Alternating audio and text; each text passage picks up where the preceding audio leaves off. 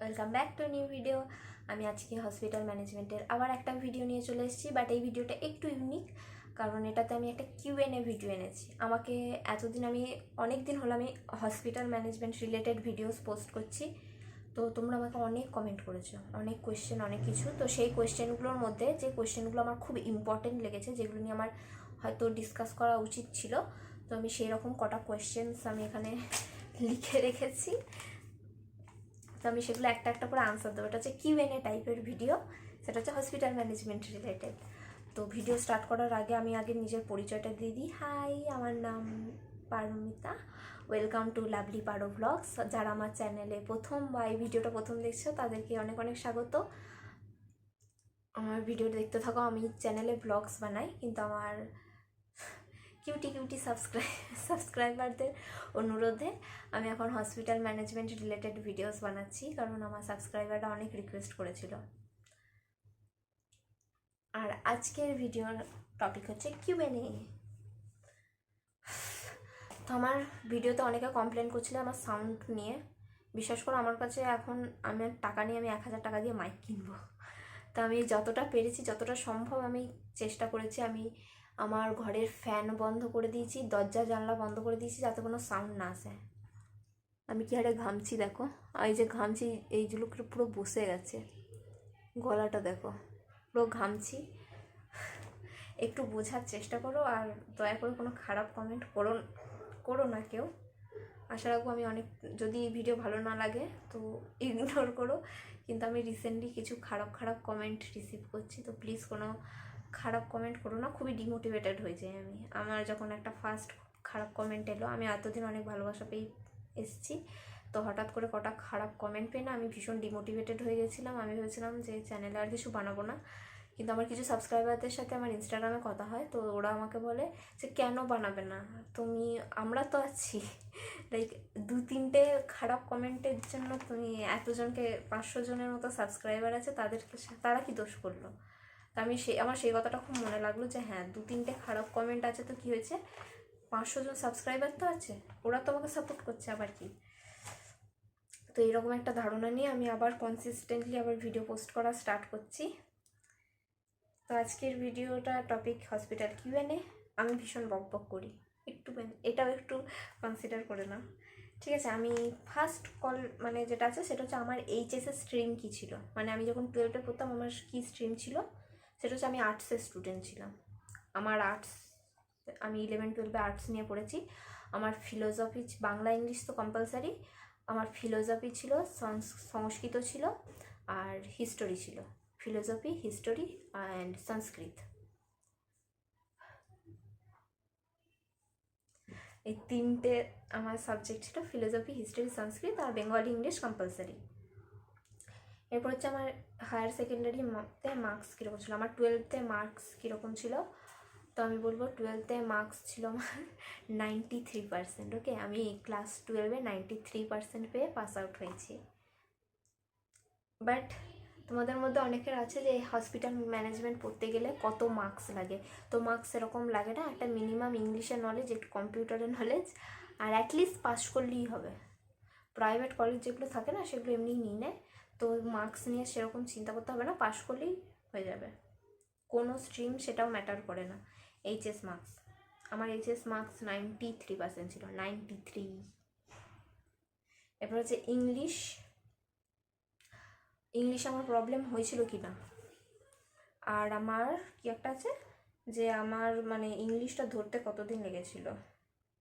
হ্যাঁ, আমি যেহেতু আর্টসের স্টুডেন্ট, আর আমি বেঙ্গলি মিডিয়াম থেকে বাংলা মিডিয়ামের স্টুডেন্ট আমি, তো আমার সেখানে প্রবলেম বলতে আমি ইংলিশে মোটামুটি ভালোই ছিলাম, তো আমার সেরকম কোনো প্রবলেম হয়নি। আমার অনেক ফ্রেন্ডরা আছে যারা বাংলা মিডিয়াম থেকে, তো আমাদের যখন ক্লাস হতো সেটা ইংলিশেই ক্লাসটা হতো, ইংলিশেই লেকচার বা যেগুলো হতো সেগুলো ইংলিশই হতো। আমার মানে ধরতে, যেটা ক্যাচ আপ করতে বলে, মানে ধরতে আমার 2-3 মাসের মধ্যে হয়ে গেছিলো, কারণ থাকতে থাকতে না হয়ে যাবে, খুব একটা হার্ড নয়। তুমি যদি যেই সিচুয়েশানে আছো সেটা থাকতে থাকতে তোমার অলরেডি অভ্যাস হয়ে যাবে, 2 মাস এনাফ অভ্যাস হয়ে যাবে।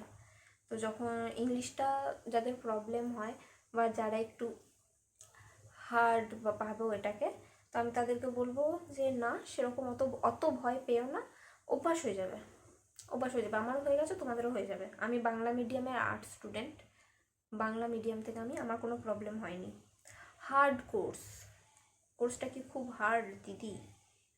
সম্ভব হবে আমার পক্ষে? তো আমি প্রথমে বলবো এটা খুব একটা শক্ত না। আমার সাথে যতজনের কথা হয়েছে আমি সবাইকে বলেছি যে কোর্সটা মোটেও অত শক্ত না, যতটা তোমরা এটাকে ভাবছো সেরকম কোর্সটা কিচ্ছু না। অনেকে আমাকে মানে একজন সাবস্ক্রাইবারের সাথে আমার ইনস্টাগ্রামে কথা হচ্ছিলো, তো সে আমাকে বলছিল দিদি হসপিটাল ম্যানেজমেন্ট মানে এই নয় তো যে দিনরাত বই খুলে বসে থাকবো। আমার এত হাসি পাচ্ছিলো যে আমার কিছু সাবস্ক্রাইবার আছে ভীষণ ফানি, ওরা খুব কিউট, যাই হোক ওদের সাথে কথা বলে আমার খুব ভালো লাগে। তো আমাকে বলছে যে এরকম দিনরাত কি আমাকে বই নিয়ে পড়াশোনা করতে হবে, দিনরাত বসে থাকতে হবে? মোটেই না। আমি যতজন আছে আমি ততজনকে বলেছি হসপিটাল ম্যানেজমেন্টের পড়াশোনা মোটেই শক্ত না। আমি আমার ক্লাস 10-12 যা পড়েছিলাম না তার 10% পড়াশোনা আমি কলেজে করি না। এই ক্লাস 10-12 তোমরা যদি ভালো একটু পড়ে থাকো তাহলে বেশি হার্ড না। আমার আইলাইনার গলে যাচ্ছে, যাই হোক ওই 10%ও না, খুবই সোজা। কিন্তু আমি একটা কথা বলে দিই যে হসপিটাল ম্যানেজমেন্ট পড়ার পর যে জবটা তোমরা পাবে সেই জবটা কিন্তু কঠিন হবে। ওই জবের ক্ষেত্রে কিন্তু কঠিন, ওই ট্রেনিংটা, তারপর যে জবটা পাবে সেটা যে কাজটা করতে হয় সেটা কঠিন, একটু কঠিন। আমি সেটা নিয়ে আলোচনা করেছি, তো তোমরা চাইলে ভিডিওগুলো দেখতে পারো, আমার হসপিটাল ম্যানেজমেন্টের রিলেটেড ভিডিও তোমরা দেখতে পারো, সেখানে আশা করি তোমাদের একটা ধারণা হয়ে যাবে। বাট পড়াশোনাটা আদৌ কঠিন না, চিল মেরে কাটাতে পারবে কলেজ লাইফটা। কিন্তু যখন ট্রেনিং আসবে তখন সেটা অবশ্যই মন দিয়ে করো, এবং জবটা যেটা পাবে সেটা একটু।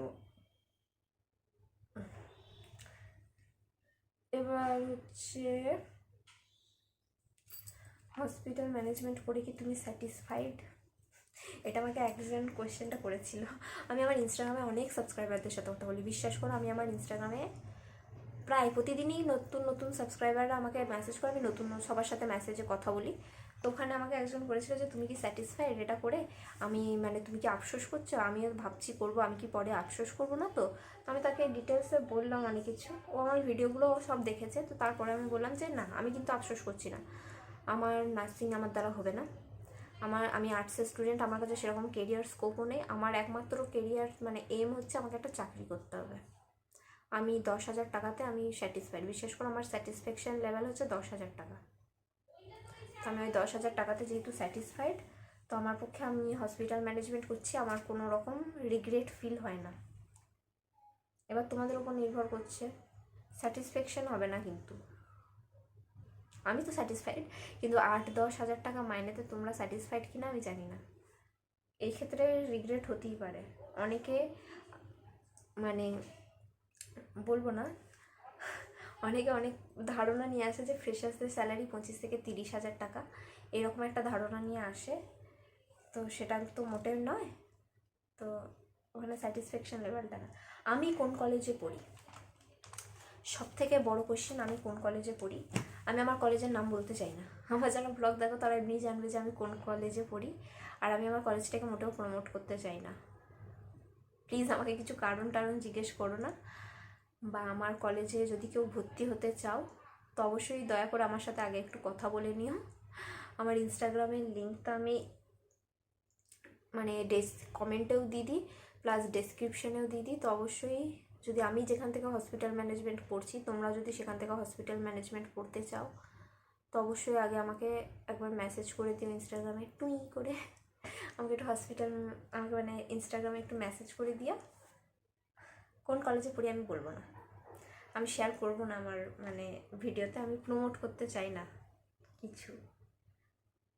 তা বলে আমি বলবো না খারাপ বলবো না, বাট আমি চাই যে তোমরা যদি কেউ অ্যাডমিশন নিতে চাও তো তার আগে আমার সাথে একবার কথা বলো।